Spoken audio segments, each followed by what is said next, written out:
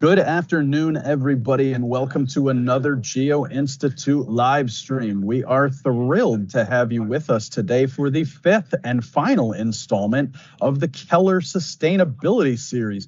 We've been at this all summer long, and it's been wonderful every step of the way. We're really thrilled to have Keller partner with us again this year to bring you 5 experts in sustainability and civil engineering. My name is Brad Keeler. I'm the director of the Geo-Institute, and you're thinking to yourself, you're not in your sunroom, you're not in your basement, you're not in your office. Where are you? I am coming to you live from Montreal, Quebec, Canada, the site of the Canadian Geotechnical Society's annual conference this year from the exhibit hall. Let's see if we can get some exhibit hall action there. It's not a break right now, so there's not that much, but we are thrilled to have you with us, even as we travel on the road. If you don't know anything about the Geo-Institute, after you watch this today, head over to geoinstitute.org, and there you'll find out that we're a technical society with about 12,000 members, most of whom are geotechnical engineers and or geologists, and that we are part of the American Society of Civil Engineers. And if you like what you see today, and I feel strongly that you will, it's been a great series so far, you should click like, subscribe, and get notifications, and we will let you know every time we post something to the YouTube channel. And the final salvo that I will open with is, if you are so inclined, when you are at geoinstitute.org, you can make a contribution to our student participation fund. 100% of your donation goes to GI student programs, and 100% is tax deductible. And you can pick an amazing gift like GI socks or 96 Club item. We have Ralph Peck bobbleheads that will be coming next month, so look forward to that. Today's presentation will be given by Don Davies of Davies-Crooks, and here to tell you more about it is, I don't know, there's another word that rhymes with M, the mustachioed MC. It's Tim Avery from the left coast of America from Keller. Take it away, Tim. Well, thanks, Brad. First, a bit about Keller. Keller is the nation's largest specialty foundation, geotechnical contractor providing sustainable design, build, deep foundations, earth retention, and ground modification services. We have offices throughout the United States and Canada, as well as in Europe and Asia. It is an honor to introduce our 5th presenter of the Keller Sustainability Series, Don Davies. Don is an industry champion for the promotion of urban density and lower carbon construction, and a 2023 ENR Top 25 newsmaker. Don helped found the Carbon Leadership Forum, Building Transparency, and the MKA Foundation. He's a senior fellow of the Design Futures Council and has been inducted into the UC Berkeley Academy of Distinguished Alumni. The past president of Magnusson Klemencic Associates where the MKA comes from. His structurally designed projects are in 18 countries and more than 50 major metropolitan centers. More than 25 are performance-based seismic design towers. So without further ado or a don't, Don Davies. Thank you, Tim. So let me get the right presentation opened up here and get this into presenter mode.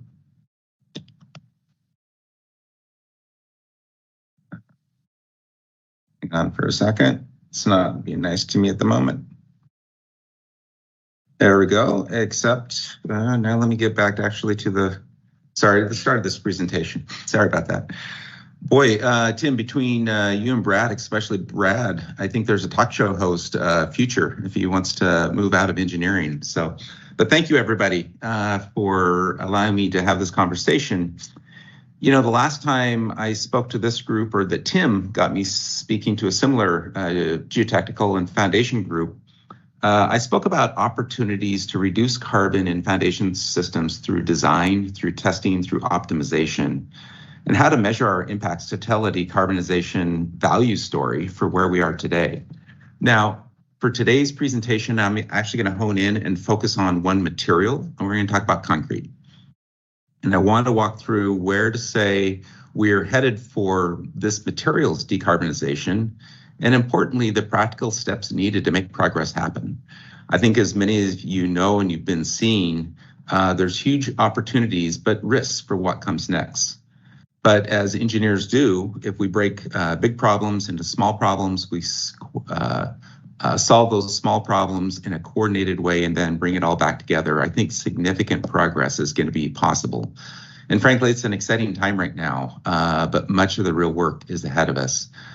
I'm really excited about what the opportunity is, though, for low carbon concrete in foundation systems, especially just because, if nothing else, I'm showing a picture here of one of my prior projects.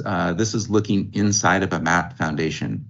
Significant volumes of material, especially concrete, go into our foundation structures. And if ever there's a place that we can optimize, or if we can figure how to bring these lower carbon materials into what we're doing, foundations is a huge place to go.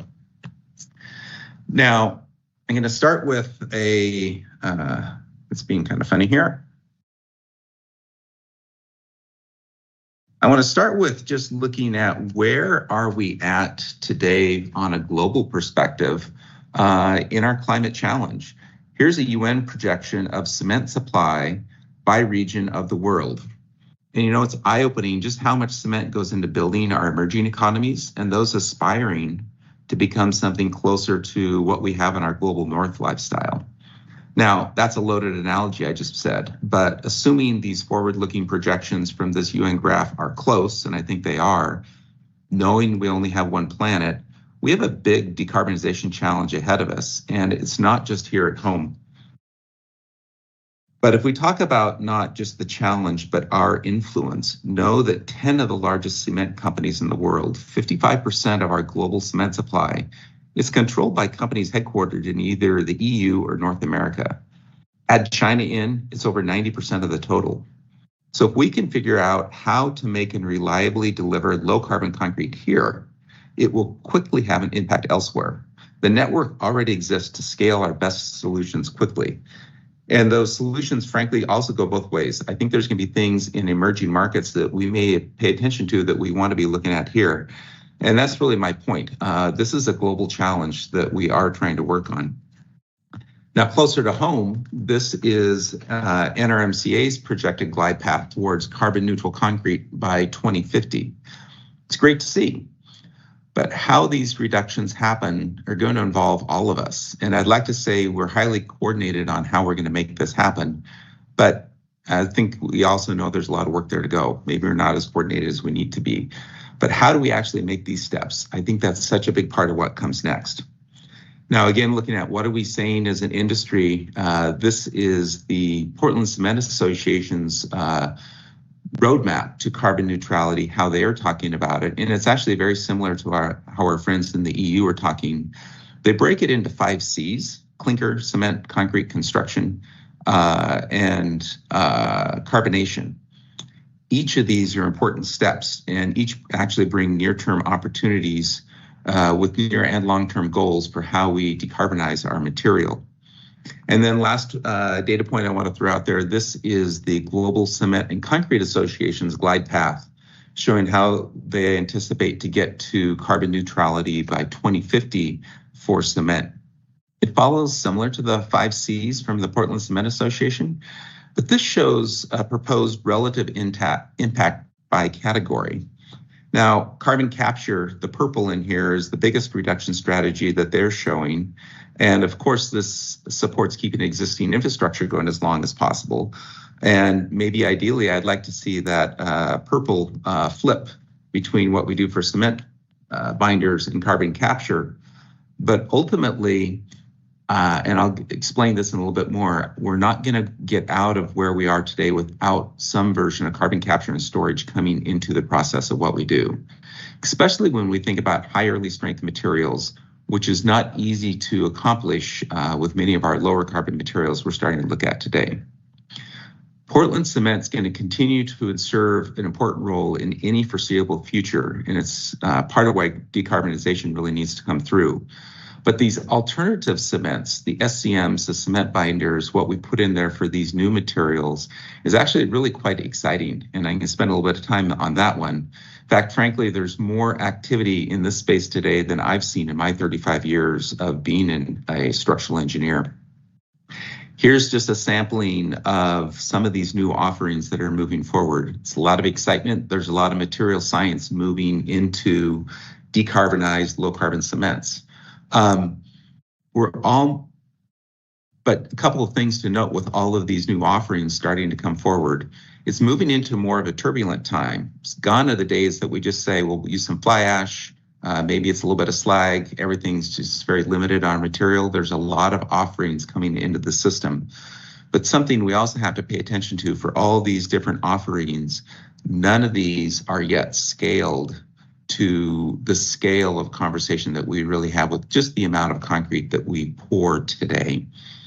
And to explain that just a little bit more, here's a recent study that I had put together tracking across the United States our use of concrete and our use of cement in the US, looking at current 2-year, 5-year, and 10-year projections.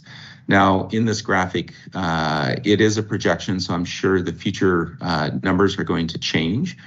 But in 2023, as an example, we produced in the United States 91 million metric tons of cement. We imported another 20 to 25 million metric tons. And that's really the blue and the orange bars you see on the very left graph. And the very top of that, 12%, that's actually the total of all of the SCMs, the secondary materials, natural pozzolans, slag, fly ash, that we use today for alternative cementitious materials. We talk a lot about it, but today it's only about 12% of the total. Now, if we project this out and if we look at a 4.5% growth per year of cement consumption, which has been our historical average in the US over about the last 10 years, there's ups and downs, but on average, it's been about a 4.5% per year growth. The most optimistic projections of these new materials grows to about 31% of the total in 10 years, but that growth actually is barely keeping up with the new projection growth. It says we don't need to build new cement kilns in the US, but they're also going to continue producing at what they do for probably about the next 10 years, even as we bring these new materials forward. It says there really needs to be a focus on accelerating the use of these new materials. And it's also where I say optimization, paying attention to the alternative fuels of how we make cement. And yes, carbon and capture are such an important topic that need to come into how we're going to decarbonize our carbon materials moving forward. So part of this means we need to get organized and we need to be piloting the use of these new materials so we can accelerate their adoption. And so in 2023, I was actually asked by the ClimateWorks Foundation to try to help create a lower carbon concrete task force to look at pilot pours of some of these materials and to challenge where some of these come together. Here you've seen who I've pulled together for this task force, which is a number of industry leaders. And one of the first things we did was create this guide that is in a draft form going around the US right now for how do we organize, how do we bring these new materials forward, and what are some of the things we need to do. This is in a draft because we're trying to take this guide and align it with some of these other documents that are and other activities in the same space, such as the ACI 323 Lower Carbon Concrete Code, as well as some really good work that's coming out of the Sustainability Committee of NCSEA on performance-based concrete specifications. But the effort is to help get us aligned, get us having the same conversations. In addition to how we bring the material forward, a big part of this ClimateWorks Foundation work has been to lead a series of pilot case studies of using some of these materials, getting them out of the lab, getting first pilot pour uses where we use the material maybe in parallel to a major concrete pour happening on a project. And this is where we've lined up case study projects that we currently have going across the country, piloting some of these new materials, learning how to use them, ideally learning how to walk before we run. And what do I mean with that? We all hear about these new materials and we all get excited about them. And we immediately think of some novel new SCM material building a 50-story building out of it. That's not how the process works, nor should it work. We need to walk before we run, and we need to go through some incremental steps as we bring these new materials forward. And so this guide actually helps bring some definition to what we've broken out into 4 different terms, starting with novel materials, which I will call new to the market materials, but lacking the testing data or sufficient availability to meet supplier needs over time. Moving those into pilot-ready concrete, which is a lot of what we've been doing in these case studies that I was just showing you. So in pilot-ready, we may have some laboratory testing data, but we're missing the field trial data. And really lacking that information. How do we really put it in the field? Next comes probably one of the hardest steps, which is market-ready. Is there sufficient volumes of that material once we understand its performance characteristics to make it consistently available for use commercially on projects? And then lastly, moving it to project ready, that's market ready, but also having testing and inspection and mixed designs ready to go on a specific project and getting that material approved on a project. Each of these are steps we need to go through with a new material before it's ready to be used at scale. Now, taking that a step farther, compliments to some of our task force members that are both ASTM and ACI leaders. We created this table, which is in this guide, which is a breakdown of the ASTM tests that a material needs to go through to get to the point that it is ready to be used on a project from the early to the later stages. And that includes for novel materials, what are the cement testings that we need to do to bring a new material forward as an alternative cement or maybe as an ASTM 595 or 1157 material to make it to the point that it is acceptable by the ACI 318 code, which allows for C150, C595, or C1157 materials. All 3 are accepted by ACI, but there's a series of tests to show equivalence that they need to go through to get to that point. And so this is just some guidance on what that process needs to look like. Now, I'm going to use sublime cement, which is one of these novel new materials coming forward that we talk about a lot as a rock star. This is looking at the sublime pilot plant that they've looked to create the material to get its 1157 material. This is great for moving from the lab desktop to trial volumes, but this is clearly not a production size scale facility yet for what we need to do. But it's part of that incremental step, moving from novel material to pilot ready. And in fact, there's several pilot studies that have come out of exactly this equipment in front of us that I'll talk a little bit about here in a minute.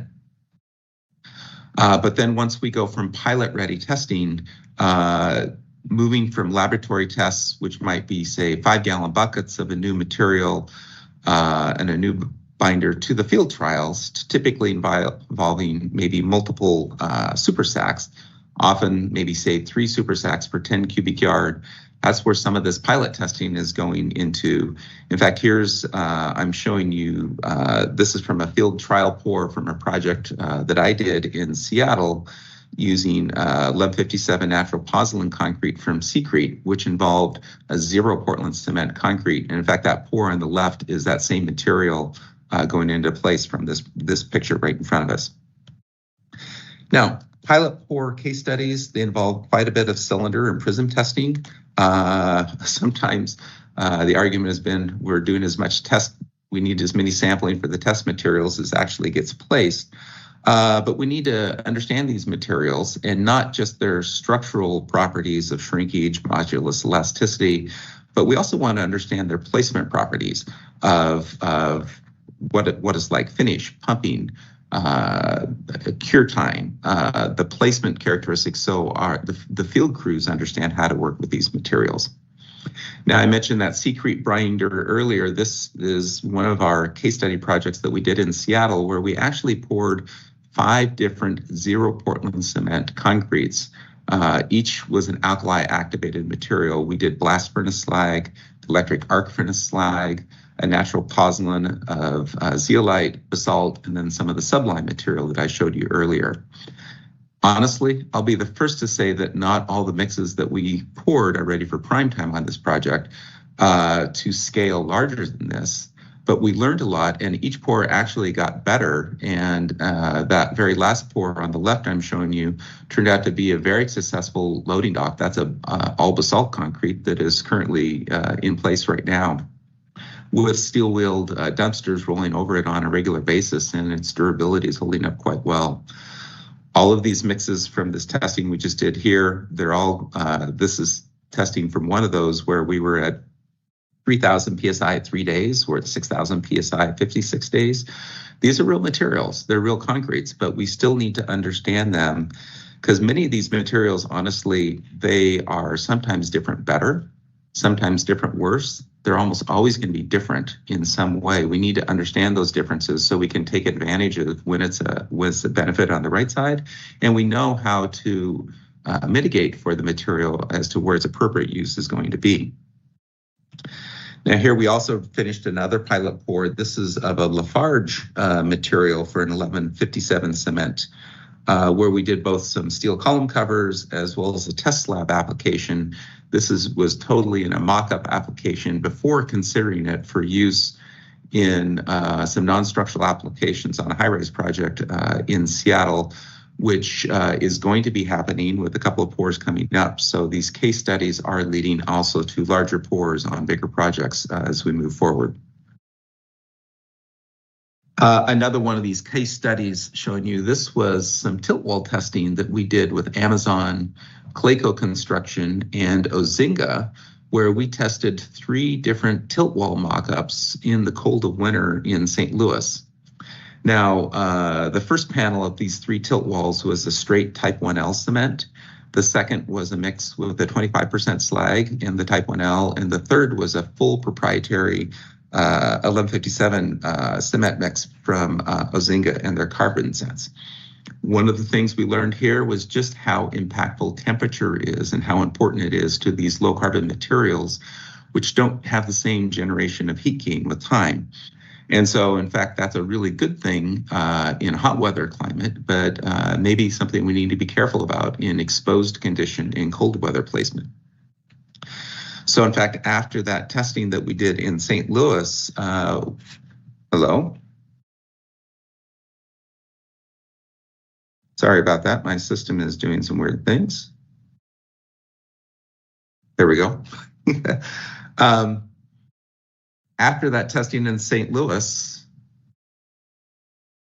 sorry, people, I'm not sure what's happening with my computer here.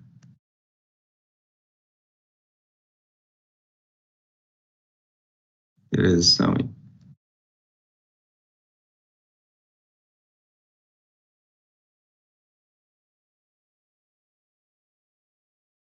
Hello, are we still there?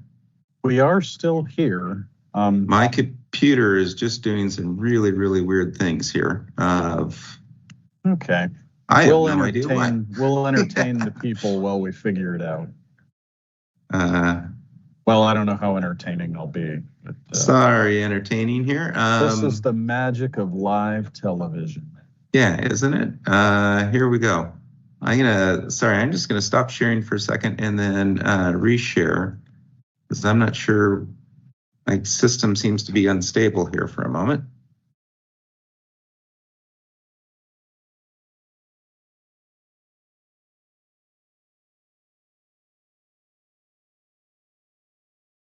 I have everything turned off. Sorry, guys. If this doesn't, I may just kind of talk through the rest of it if it doesn't.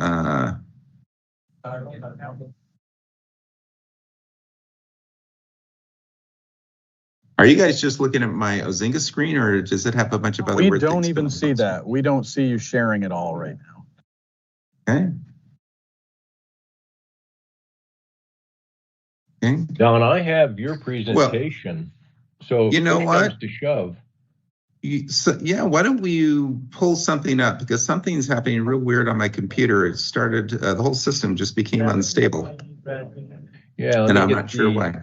Slide you were on. So yeah, go to that Ozinga slide, and I'll just talk here through the rest of it if we can do that. Let me see if I can share my screen now.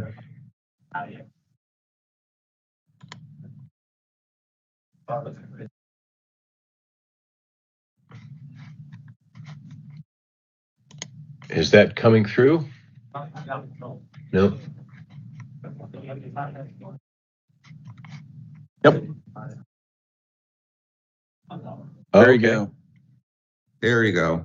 We'll put it in presentation mode and then jump up to slide 24. Yeah, let me, I'm going to re-select my screen. Okay. I had it in presentation mode. It's a problem with having too many doggone screens because I had it. There we go. So we're going to advance that to slide 24.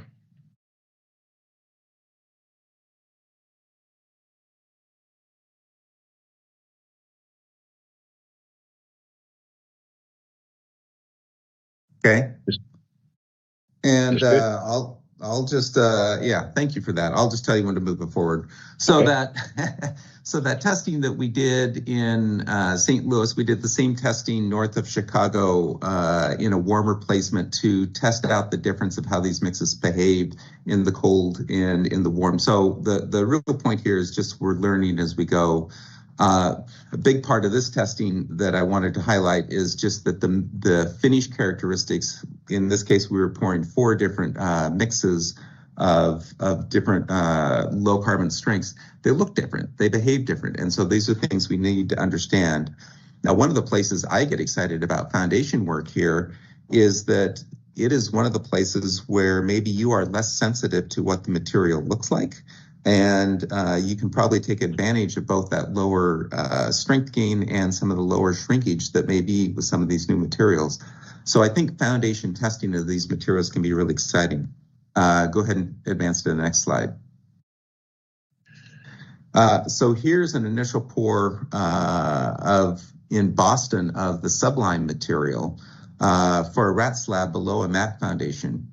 It's a good place for a first ever pilot pour for a test trial. It can be pumped, we can finish it. It's not wasted material, but it's a risk managed test where the risk is quite low for what we're going to do.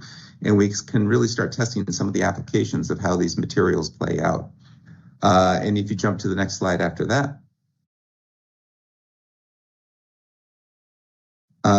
it's a sublime pour showing 2 other test trials in Boston. One is a slab on grade, one is an internal topping slab. So there's just a lot of excitement that's going on. We're learning how these materials work, and we can easily start expanding what they're doing to the next level. And then go ahead and jump to the next slide after that one, Tim. Yep. Is that it? Yeah, I'll just jump to that one. So after pilot testing, we actually come to, I think, what is one of the next hardest things to do with these materials is move to this market ready. How do we bring these materials to scale? And so this picture you're looking at right here, this is I'm using Sublime as the example just because I have their information. We could maybe apply this to any of these other materials. This is Sublime's trajectory for bringing new materials forward. And if you look at this out from where they are today, they are looking at being at 1 million tons per year in 2028 if everything goes right with their projections for what they want to do. Now, keep in mind that earlier slide I show you, that's only 1% of the US cement consumption today by 2028 for where we're going to go. Now, on one hand, for Sublime, that's effectively unlimited demand for their material.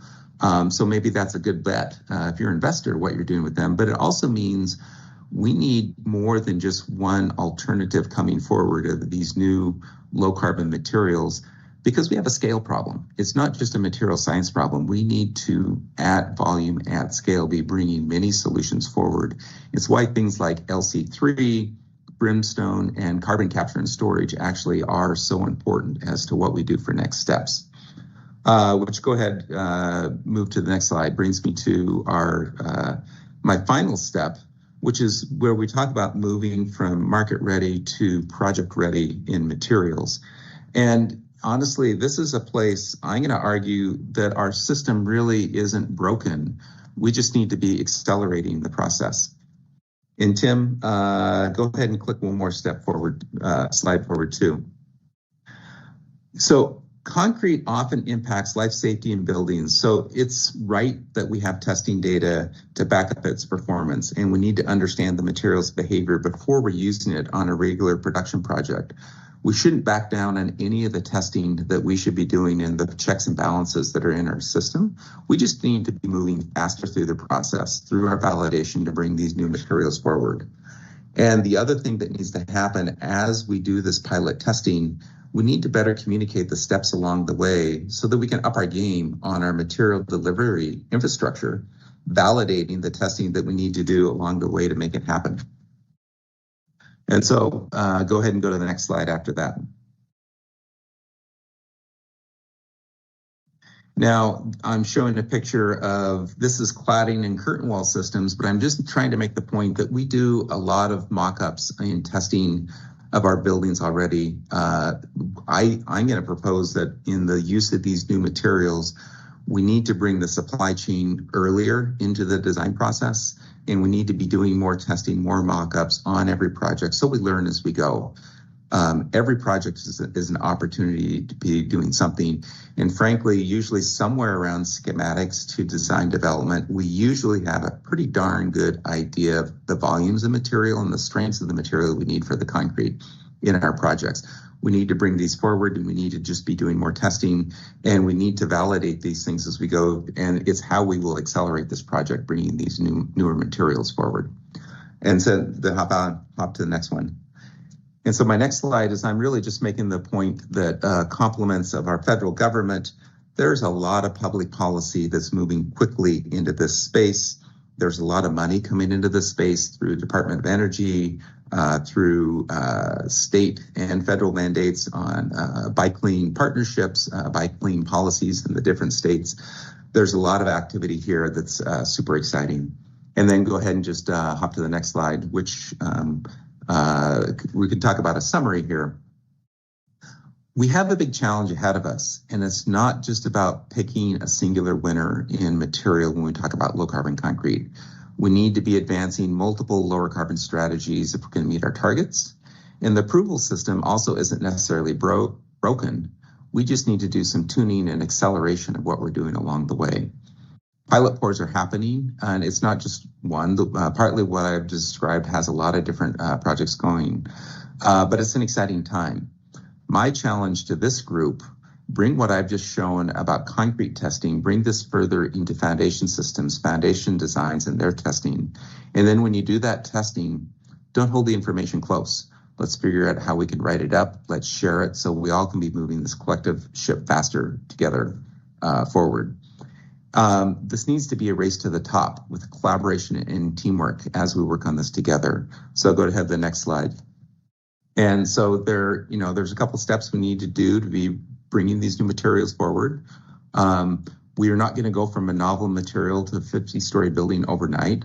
Novel materials to pilot ready, to market ready, to project ready. Each of these are practical and important steps we need to work through. Whether we call it these terms or different terms, there needs to be a process, and we need to respect that process. We just need to accelerate it. And then just as a last note, and this is one of the beauties about concrete, every project, even the small ones, like I was showing with that project in Seattle, it's an opportunity to do something.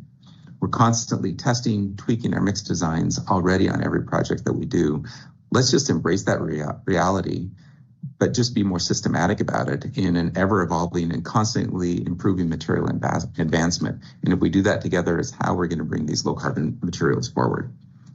And with that, let me stop and open the floor to some questions, and stop with my unstable concrete system here, or my laptop. Obviously, you're using novel methods for your chips. Clearly, something's going on there, yes. Kind of going back to what you had just mentioned, how do you get a client interested in a pilot study test with one of these new novel materials that's not on the market yet? You know, when I started putting these together for these different case studies we're going to do across the country, I thought it was going to be a really hard challenge to do it. Turned out it actually has been quite easy to get people excited about it. But it comes to two parts. One is you have to be able to show them where they have a marketing offer. There's a value proposition. In many cases, it might be, it's simply just the marketing opportunity to say, you got to go first. You got to be one of the first ones to be part of a solution, not just part of a problem, to bring these new material forward. these new materials forward. But then you have to show how you can be done in a risk-managed way where it's not expensive and it's not risky. Like that project I show in Harvard, let's pour new concrete for the rat slab that's a non-structural application before the mat foundation goes in. It's a place that concrete is going to get poured. It's a very low-risk application where why not try something different and new? Collect some data along the way so we can pump it, finish it, and place it. But at the end of the day, it's a non-structural application. Show those opportunities where it can be a low-risk managed experiment and there's opportunity to be seen as doing something forward. It's actually not been hard to get people excited, but you have to be showing them in small incremental steps. Excellent. So now we are getting some questions. This one is from Rupa Ved. Given the urgency of climate change, how do we accelerate ready-mix suppliers to optimize their mix designs, especially given variability of SCM supply? It's a really good question. There's a couple layers to that. I'm going to say it actually starts with the design community. Performance-based specifications, where rather than trying to tell the ready-mix supplier how to do their job, let them be the experts of their materials, and let's write specifications that give them more flexibility to meet our needs. So performance-based specifications, and encourage the ready-mix suppliers that if they actually do novel, new, low-carbon concretes, that their risk can be managed and these materials will be embraced. Don't cut down on the testing criteria to validate those mixes, but starts with the performance-based specifications to give them the flexibility to bring it forward. The other challenge, one of the biggest problems in the ready-mix suppliers is honestly, do they have the silo space? Do they have the space to bring these new materials forward? And can we get the material supply consistent and stable enough that these materials are being used?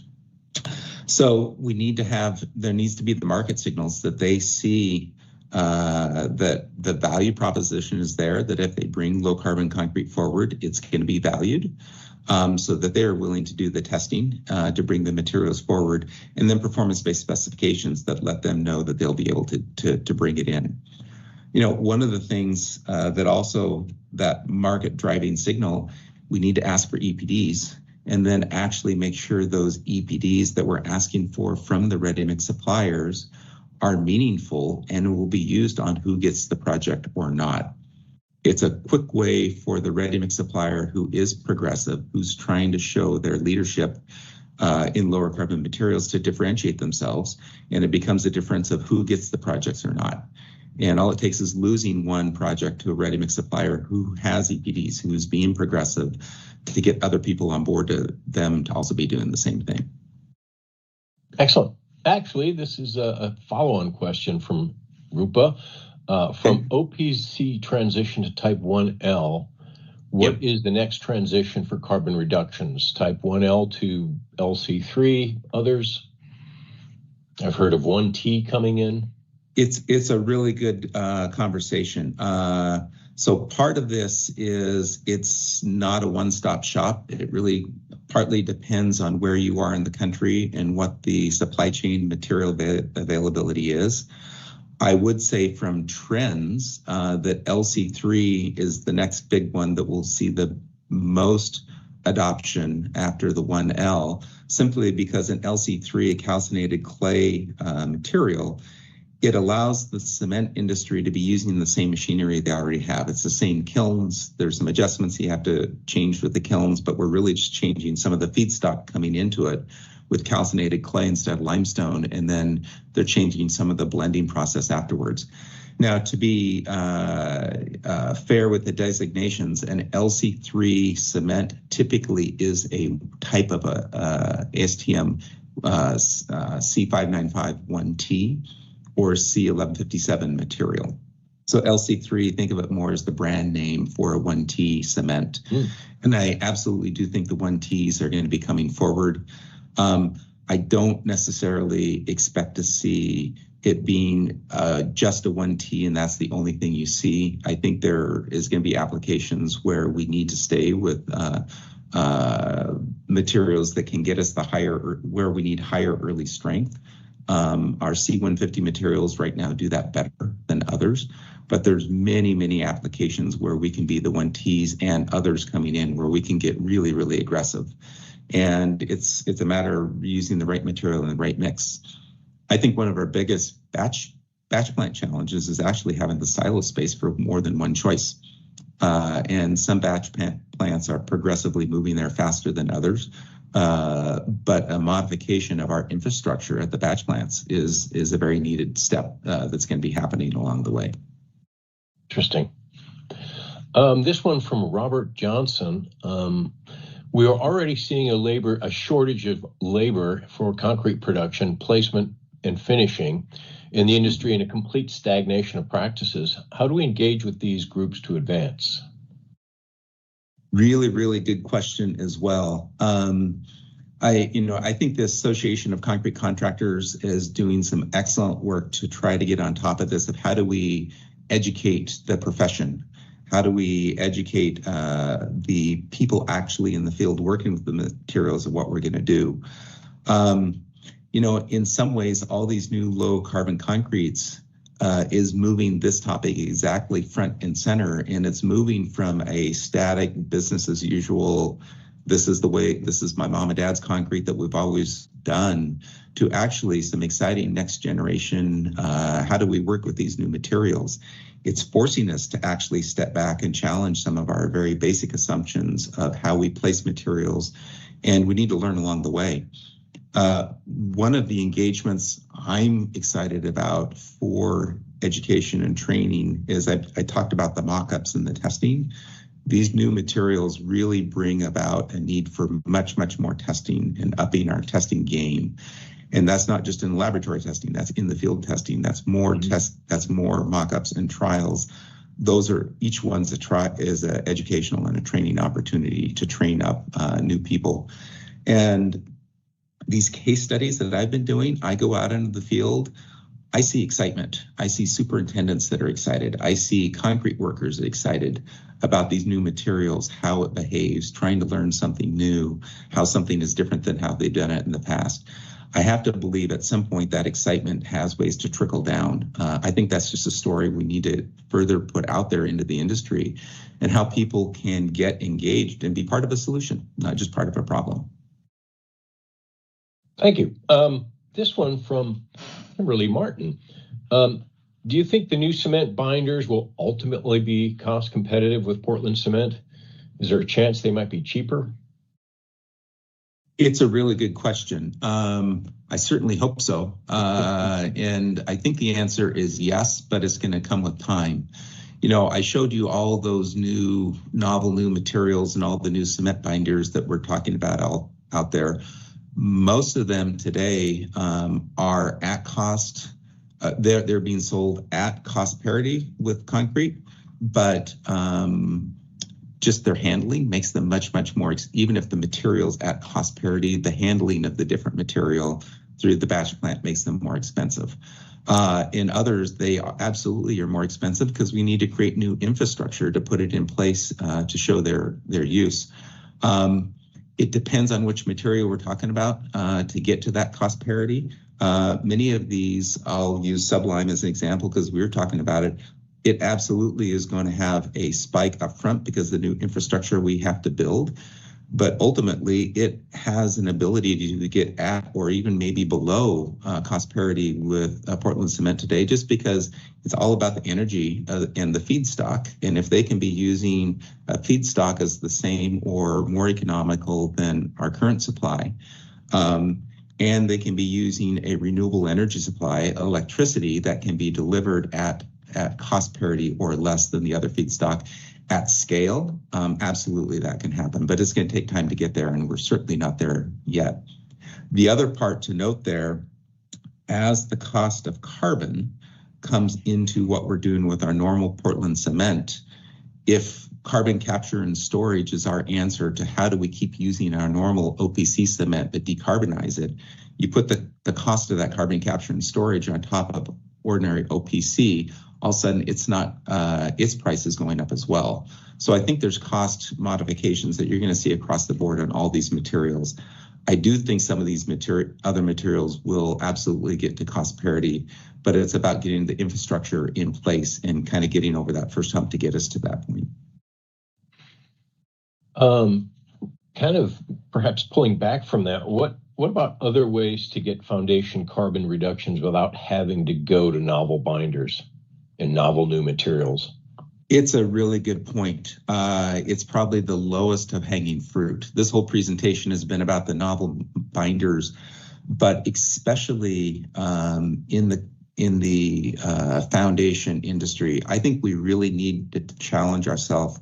Do we really have to use as much cement as we use to get the engineered material properties that we are after for some of our materials? When we're talking about soil cement mixing, when we're talking about rigid inclusions, we talk about strength gain with time, there's tremendous amounts of just pure cement we're sticking into the ground. And when we start looking at the carbon footprint of those solutions, compared to other solutions that may achieve the same thing, but if we just start paying attention to the metric of the carbon footprint, there's tremendous opportunity to just through design lower our carbon footprint of what we're doing. I also think, frankly, just through testing, quality control, huge opportunities to use, do less with more. And in fact, that is places where cost and carbon can come together, optimized design solutions where we're just simply using less, saving money, but still meeting the performance objectives that we need.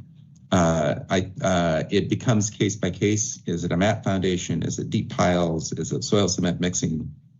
But the more we understand the materials that we're working with, the more we can be more refined in our engineering. And if ever there's a place to bring in more and pay for more testing to give better understanding, to be more refined in our design, it's in foundations and it's geotechnical conditions. Excellent. Thank you. We're going to take one last question, this one from Millwall 2. How do you propose to get owners more on board to push this on their projects and maybe accept the added cost for this innovation is expected rather than following the norms? It's a two-part answer to that question. How do you get the owners on board? If you ask any owner today, do they want a low carbon solution? Do they want to be seen part of the solution? The answer is absolutely yes.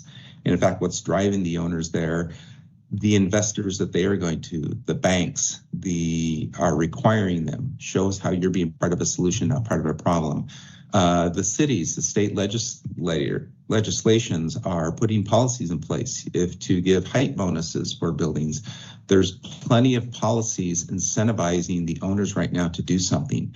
The challenge is making the value proposition where paying more money early, paying money today has a value proposition down the road.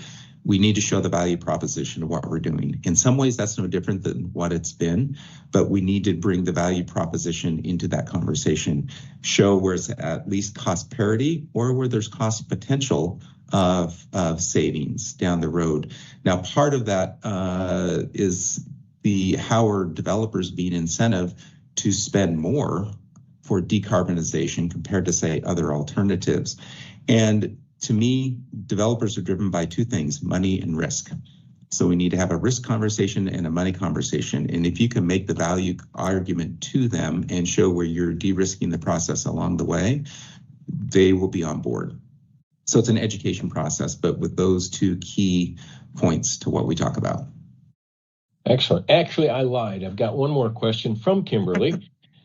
And this, I think, is pretty germane to our audience. What do you think is the best way for geotechnical engineers and contractors to get a seat at the table with architects and structural engineers when it comes to carbon reduction? That's a really good point. Have a message and a story that you can tell on just this topic and bring it to them. I generally don't see the geotechnical community or the foundation community making much of a conversation on carbon as a leading point as to part of your value proposition to them. There's huge motivation in the architectural and in the engineering community for this space. No different than the owners. It's about managing risk and showing that there's a cost value proposition. Simply show how carbon is part of that narrative. And even if costs are the same, show how it's the differentiator, how for the same cost parity of my solution, here's a solution that's a lower carbon offering. Bring it into your narrative, and if any, especially show how your solution helps them. Those architects and those engineers, they're out trying to get projects. They're trying to show to their developers what novel new things that they are doing. If you can bring a differentiator to them that can help them sell their services, they're going to be the first to pitch your service on that next project that's coming along, because they see you as an enabler and a differentiator for what they are doing. Excellent. Well, thank you, Don. That was a phenomenal presentation. I want to thank my host, Brad Keeler at ASCE Geo-Institute. I'm Tim Avery with Keller. This has been a fun series. I look forward to seeing you all next at our next series, whatever that will be. Send us suggestions. But make them reasonable. We don't want people talking about, I mean, maybe we do. We don't want them talking about their favorite, like, Greek recipes or what have you. They need to be engineering related. But that was a fantastic presentation, and thank you to all our viewers, especially those who asked questions. That's what makes it a lot more enriching, is when we get that engagement, that participation from the audience. We really do appreciate it. As Tim mentioned, this is the final installment of the Keller Sustainability Series. Of course, we have a playlist of them on our YouTube channel, so you can go back and watch prior episodes just in case you missed one along the way, or you want to watch it again. And again, for our viewers, hopefully you liked what you saw. You're here at the end, so maybe you did. So click like, subscribe, and get notifications. And if you do those things, we will let you know every time we post something to the YouTube channel. Unbelievable, but it's true. We have one live stream left in the GI Summer of Live. It will be Thursday at 2 p.m. I will be back in the United States of America at that time, in my home probably. It is the 2024 Monosmith Lecture, which will be given by Sohail Nazarian of the University of Texas at El Paso. You can, of course, register for that for free on our Eventbrite page. The link is in the chat. We hope to see you then. So, Tim, great job. Another series down. Well done. You're an amazing host. You're truly the Peter Jennings, the Walter Cronkite of the Keller series. Don, great presentation. Thank you both for your great work today. We really appreciate it. Our producer today was Amber Davis. We will see everybody next time with another great Geo-Institute live stream.